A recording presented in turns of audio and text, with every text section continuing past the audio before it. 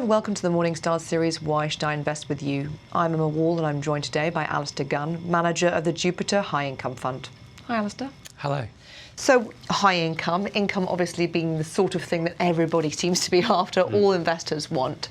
However, we have had some bad news recently. The latest Capita dividend report suggests that 2016 won't be as good a year as 2015 for dividends. There'll be lower dividends on the whole and slower dividend growth.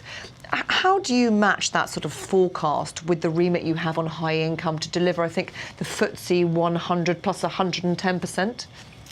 Yeah, I think it's becoming an increasing challenge. At the moment, the data that we look at is suggesting that dividends are still going to grow year on year, but to some extent that may be a reflection of the strength of the dollar versus sterling, and you know, a number of companies pay dividends in dollars, so it's kind of artificial in a way. But we've seen a number of big companies in the all-share index, and particularly in the FTSE 100, cut dividends over the course of the last sort of 6 months. And I think overall the risks are that we're going to see more of that. So one of the things that I'm very keen to do is to try and diversify our income sources. You know, we still have to have exposure to some of those very high dividend income streams that the market's very dependent on. But I'm quite keen to add some international names that diversify the risk, if you like, around receiving, you know, those very high dividends that we're after. Because you manage the equity portion of two funds, two bronze-rated funds, Jupiter High Income and Jupiter Distribution. Within both those funds, you can have up to 20% in international equities. So I suppose the question is, where are you deploying that 20%? Yeah. Well, the overseas element is edging up a little bit. For me personally, I'm much more confident investing in either the US or in Europe. I think the kind of level of disclosure and access to companies and so on is very high for us in those markets. So, and when I'm looking at investing, I'm generally, it's not just about the income and diversifying the income. It's about finding, you know, great companies, and quite often it's, you know, an opportunity to invest in industries that you don't have exposure to through the UK market. So, you know, for example, we own Renault in our funds. You can't buy a car manufacturing business in the UK. So Renault looks very interesting from an income perspective. It also looks interesting from a growth recovery perspective.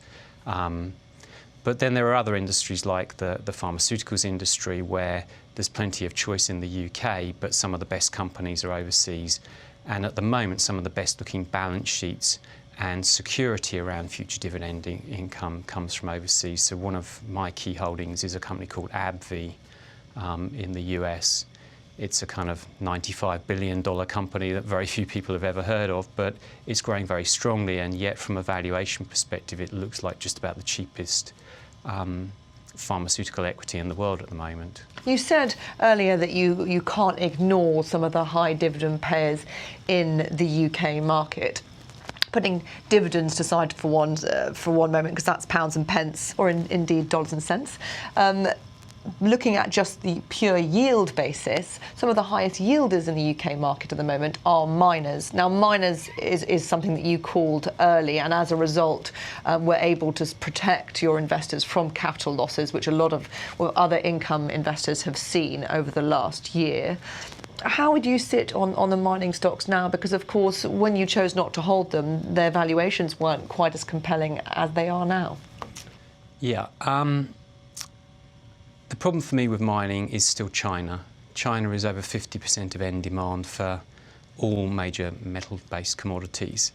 And China has had a level of investment in fixed asset formation, and so the basic infrastructure of the economy, on an unprecedented level relative to any other developing nation in history. And that level of investment is on a falling trend going forward. And I think we've had a very strong supply response from the industry. So we've got falling demand from China, and we've got rising supply.